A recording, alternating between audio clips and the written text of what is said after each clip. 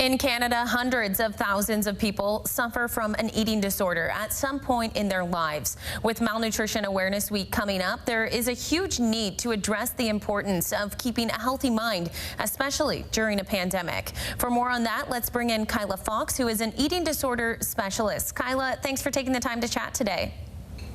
Thank you so much for having me. Of course. So first off, tell us exactly what it is you do and how you help people who have eating disorders. Sure. So I'm an eating disorder therapist and founder of an eating disorder recovery center in Toronto. And for us, what that means is that we work with people in a very individualized capacity, because no two people have the same eating disorder, and therefore no two people require the same treatment, in my opinion. So we work with people to move them through the journey of their recovery and find food freedom and freedom in their lives so that they no longer have to rely on the devastating imprisonment of having an eating disorder. Can you explain how malnutrition is caused by eating disorders and just talk about how it has an impact on young people? Well, malnutrition is potentially at the forefront of many people who suffer with eating disorders, because eating disorders are built around so much dysregulation and dysfunction and harm when it comes to food, not only in terms of what people may or may not be eating, but also how frequently people may or may not be eating. And as a result of that, a lot of people end up in situations where they are deeply affected by malnutrition. And so often in recovery, there's a refeeding and a relearning of how to stabilize the body. And malnutrition is incredibly dangerous. So it's a fundamental piece of eating disorder healing and wellness. There's a huge need, especially now during this time, to address the importance of keeping a healthy mindset. What's the weight the pandemic puts on this? I mean, I couldn't agree more. I think we're in a situation where obviously we've been, robbed of so much freedom and so much access. And I think inadvertently what that's done is it's activated people's mental health and, forced us to need to pull on other things in order to feel safe and to feel secure and to feel purposeful.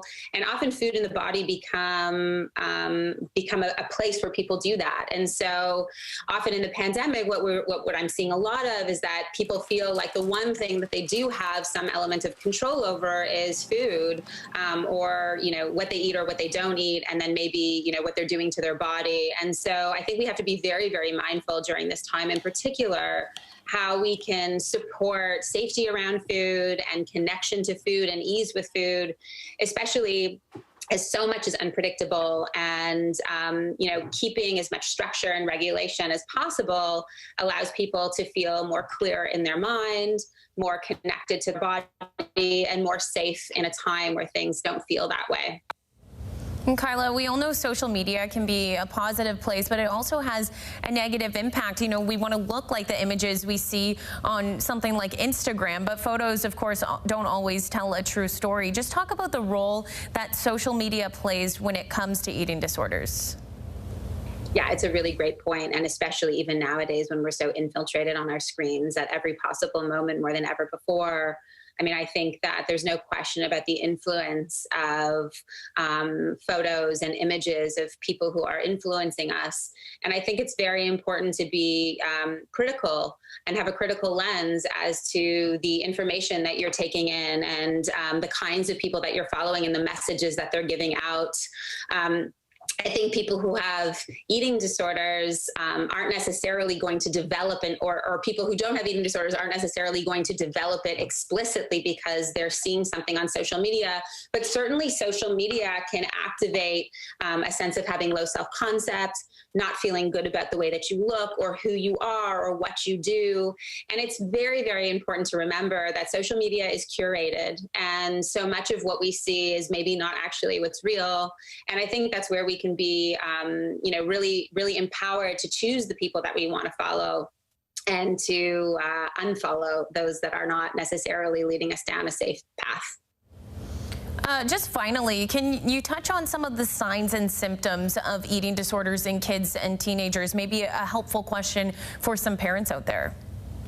Yes, of course. I mean, I would say that this probably goes across the board, kids, teenagers, adults, really anyone. I mean, I think there's some of those more typical things that people might look for around the ways in which a person's relationship is changing with food, like maybe they're not eating as much, maybe they're skipping out on meals, maybe your kid comes home with their lunch full, maybe they're too tired to eat, or you find packages or food hidden in the room, or different foods disappearing more than you ever knew before. I think those are, food signs to be aware of. But I also think it's really, really important to be cognizant of the ways in which you might notice those people you love shifting emotionally.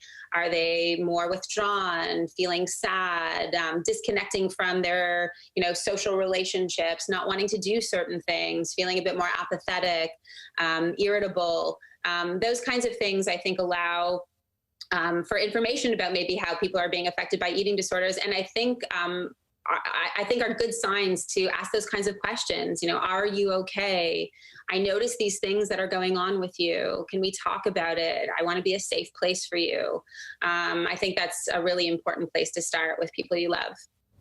Eating disorder specialist Kyla Fox. Kyla, some great advice and insight on this topic here. Thanks so much for taking the time today. Oh, it's my pleasure. Thank you.